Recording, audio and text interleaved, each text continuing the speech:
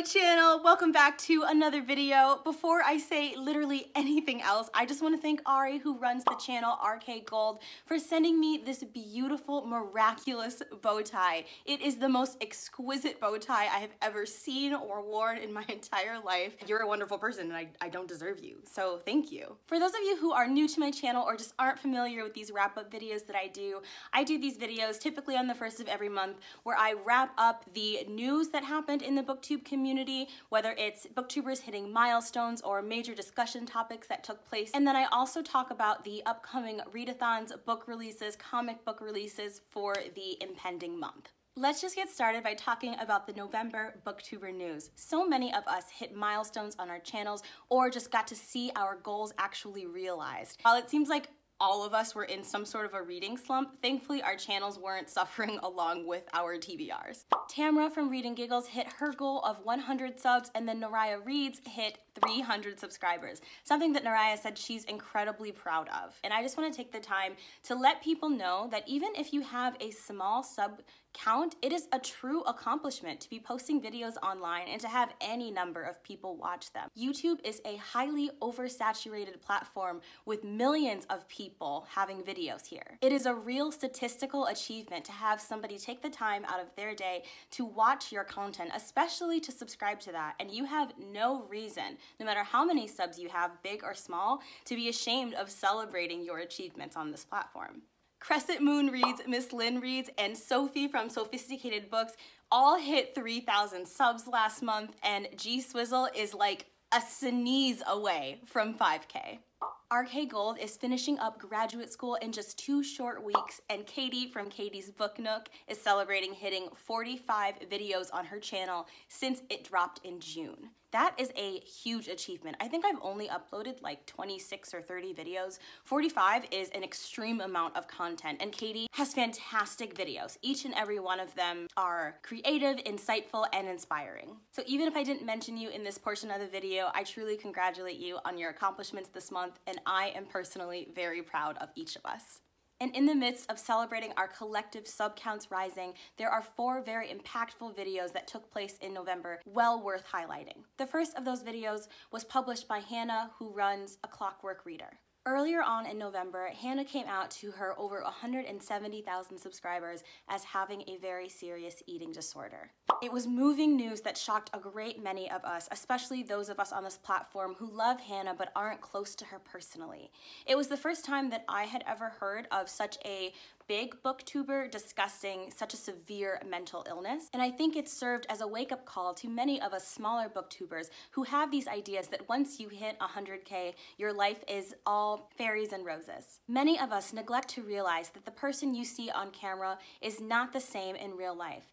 Each one of us, no matter how many subs we have, are dealing with issues that are monumental in our personal life. Not all of them are deeply negative in nature, but we all have our own personal lives and struggles outside of this platform, and it's important to take that into consideration. She talked about for years constantly undermining the idea that she was sick, telling herself that she wasn't sick enough to get help, while also telling herself that she didn't deserve help in the first place. This is common cognitive distortion that many of us who suffer from mental illness deal with, not just those who struggle with eating disorders. In fact, those of us who are neurotypical and don't suffer from mental illness still do experience these types of cognitive distortions on a daily level, but of course they are nowhere near as severe as disordered thinking. I know that by posting this video and exhibiting her own bravery, and also for asking for the help and support of her community, that she impacted more people than she ever could have imagined. In fact, Hannah said as much on her channel, which is ironic because as readers, no one knows better than us the power and impact of stories. And yet, when it comes to telling our own truths, we are constantly surprised by the amount of support that we get by taking that very brave and terrifying step. Hannah empowered many of us to do so in the future, and I know that the video that she posted is going to continue to impact those of us on this platform for years to come. I completely support Hannah and those like her who are suffering from eating disorders, and I want to echo her sentiments that you are sick enough. If you are struggling with mental illness, if you are struggling with an eating disorder or anything, any sort of disorder that is causing debilitation on your everyday life, it's time to get help, and you are worthy and deserving of that help without having to prove it to anybody, not even to yourself. Those of us already subscribed to Jess from Jess Reads Books already knows that her content is some of the most compelling and entertaining here on Booktube. In a recent video titled How to Get Started on Booktube, she gave me a lot to think about. She kind of starts off by saying that this isn't going to be your typical advice on Booktube video, and it certainly wasn't. She spent a good deal of it talking about the impact of Twitter and how many people will tell you that Twitter is absolutely quintessential to being successful on this platform. But that simply isn't true. While yes, it's been true for me and for many of us, there are several booktubers who barely use Twitter at all. And many of these booktubers are still doing great jobs of connecting with their fan bases, getting information out to all of us, and succeeding in terms of subscriber count. But the most important aspect of this video to me was when Jess started talking about the real relationship between Booktube and social media. She discussed how she suffers from anxiety and how social media is often antithetical to that disorder. Many of us who don't suffer from mood disorders find social media to be an incredibly toxic and sometimes emotionally crippling place. In fact, social media is rarely a safe space, especially for those of us who come from subjugated communities. Oftentimes, people of prejudice are emboldened by their position of anonymity online, and they use social media as a way to target the oppressed and to offload their own insecurities onto them. Jess talked about how not everybody has the emotional spoons to keep up with Twitter, how it's not always a safe place, and sometimes it can just be downright mean. But furthermore, it made me think about how many booktubers only allow their information to be accessible on Twitter. For example, our ReadAthons, our community updates, most of us post them on Twitter. And Jess kind of touched on that fact.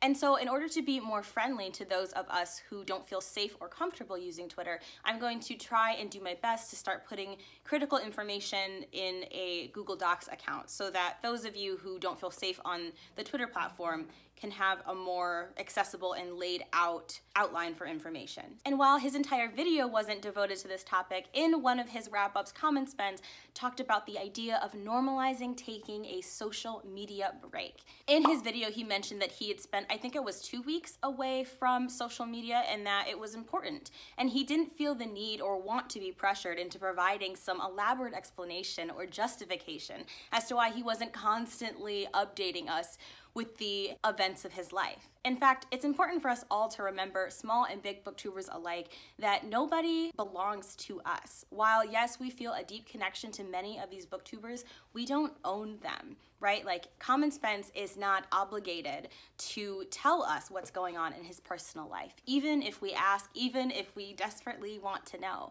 And I was really proud of him for taking a break from his channel because he needed it and not worrying about losing subs or thinking that we wouldn't be loyal to him when he came back. And maybe those things did cross his mind and he decided to do it anyway because his mental health is much more precious and much more important than his subscriber count. And so I think that I'm going to try and follow in his example, and I hope that many of you do the same if and when you feel the need to take a social media break. In fact, Lily Singh, who runs the channel Superwoman, is taking a social media break as well. While she's not a booktuber, she has millions of followers on YouTube and has been making videos for like over 10 years. And she announced pretty much at the start of November that she was taking a break from the platform because she was really struggling with her own mental state about trying to make the YouTube algorithm work for her because it has changed. And also she was feeling like her content was reflective of what her subs wanted and not what she wanted to produce. And these are all things that we need to think about as people that are growing in our subscriber count. It's very important to me to stay loyal to my own vision for Bow Ties and Books, even though I really want to make the videos that you guys watch and will support. But at the end of the day, this is my channel just as your channel is yours. And you need to be proud of the work that you're producing, you and only you. The last video of impact that I want to address was done by Nisha, who runs On the Margins Of. Many of us were wrapped up in the guru gossip nonsense and were not pleased when we found out that anonymous gray faces online were trashing us and our channels behind our backs. I myself got swept up in the craze about it on Twitter before realizing that people are always going to talk smack online, and while it might smart on my sensitive little feelings, those snide comments made by whispering gray faces behind a screen don't actually affect or mean anything to me. In fact, what is far more meaningful are those of you who take the time to comment down below with your real identities and let me know what you actually think of me. Those of you who have reached out in the DMs on Instagram and Twitter and said that you wanted to befriend me, those of you who I've gotten close with, those are the real relationships of impact and weight that matter. And it's only your words and your opinions that matter, not the opinions of people on a gossip website, which is literally designed to hurt feelings and tear people down. So while many of us were in our feels about guru gossip and the drama going on, Nisha was creating an impactful and important video. She saw the impact that guru gossip was having on our spirits and attitudes, and she took the time out of her day to make a video titled Booktube Love Letters. She wrote beautiful spoken word style love letters to various booktubers, letting us know on camera what she really thought of us. Her thoughts are always so eloquent and passionate, and I love the way that she sees the world. Instead of feeding into the negative atmosphere that girl gossipers started, Nisha chose to create love and light and made this beautiful video that truly erased any ill feelings I had about that website. And so while the video itself is important and special and deserves all of the recognition, I also want to talk about the fact that Nisha has only 24 subscribers. I have heard multiple people say on Twitter that they don't feel they can make an impact in the community, or that their responses to negative criticisms don't matter because they are small. But in reality, Nisha just proved you all wrong. You still have a say. You can use your voice even if you have only a few subs. You have a video or a message that you really want to get out, you can reach out to people and ask them to promote that message. No one is stopping you from networking or connecting with other booktubers. I've had so many people since I started the Booktube Recognition Awards reach out to me in the DMs and say, hey, I would really like it if you could support my channel or boost my channel. Or hey, this other person needs boosting. Would you use your platform to do so?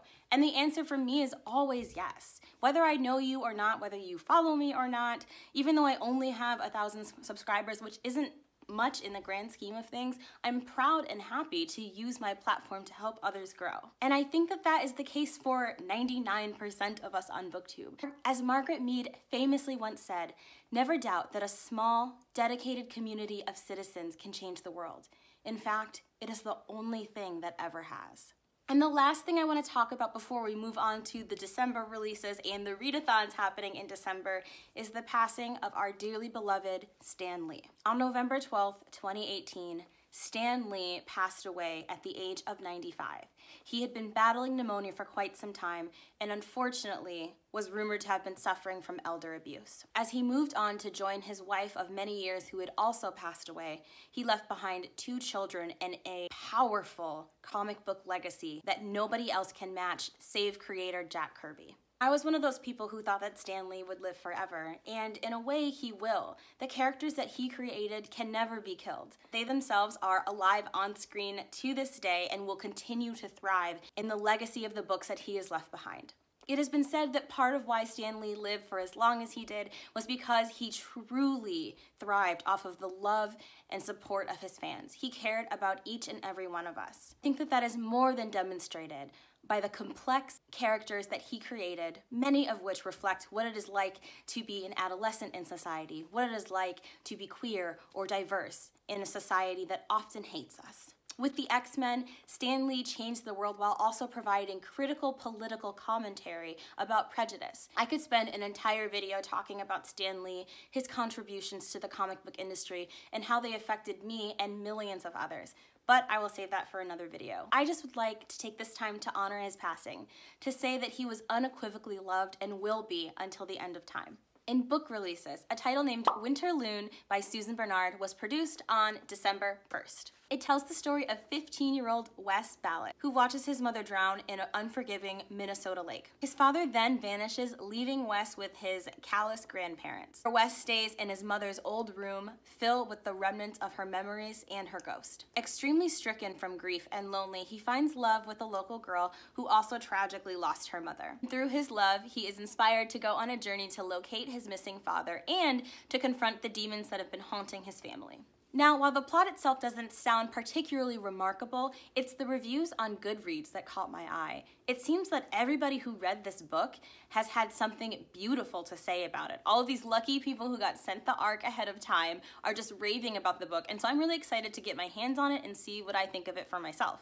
And I think that Minnesota, my current place of residence, is a perfect place for an eerie kind of book setting. Not enough books capitalize on the Midwest and how atmospheric it can be for a story to take place, especially a story that is as family driven as this one. Next one is a short little novella called It Started One Christmas by Susan Mallory. It's only 60 pages long and is told through the voice of our spirited protagonist named Kiara, who generously takes a very sick but brilliant scientist into her home on the Christmas holidays. Between the two of them, a powerful friendship forms, and then they spend every Christmas together no matter what. Kiara decides to propose that the two of them become intimate, and their years of platonic love is compromised. It's supposed to be a story of Christmas spirit, love, and of course, heart. The last book that I want to mention comes out on December 4th, and it is called Stronger, Faster, and More Beautiful by Arwen Dayton. This is easily my most anticipated book of December. It's an anthology containing 6 interconnected stories of individuals who have undergone genetic manipulation in order to change the culpability, longevity, and power of humanity. It not only raises ethical questions about genetic enhancement, but has been described as action-packed, intelligent, horrifying, and beautiful.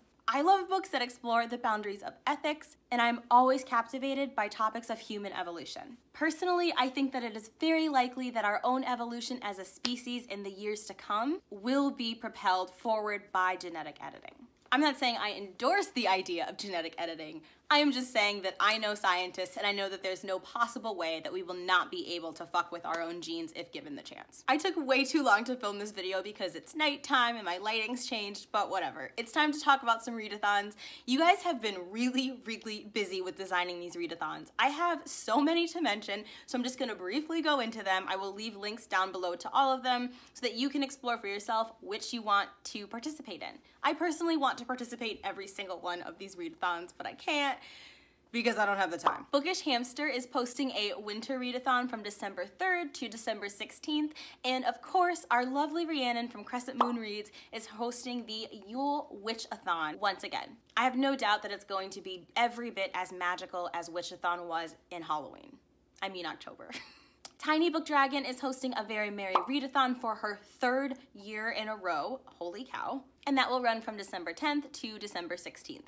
And if you're looking for the perfect readathon hosted by someone with an adorable accent, Carrie Louise has a Christmas readathon that is taking place from December 17th all the way to December 31st, so there is plenty time to join. Then there is a Twitter readathon called 12 Days of Cosmas, and author/booktuber Megan Tennant is hosting an I think it's called Indie December Readathon, where you read books by indie authors, indie publishers. One of the coolest things about this readathon is that it uses a bingo card for reading challenges. There are prizes, and there's going to be a big giveaway on January 1st, so if you are incentive-driven like me, you'll probably love this readathon. But also, most importantly, I think many of us, myself mainly included, need to read more indie authors and publishers. And since it's cuffing season, aka cozy up by the fire with a hottie, we have Smutathon happening from December 10th to December 16th. So it is the perfect time to grab that naughty book and get cozy. And then some of our favorites, Read with Cindy and Paperback Dreams is hosting a Grishaverse readathon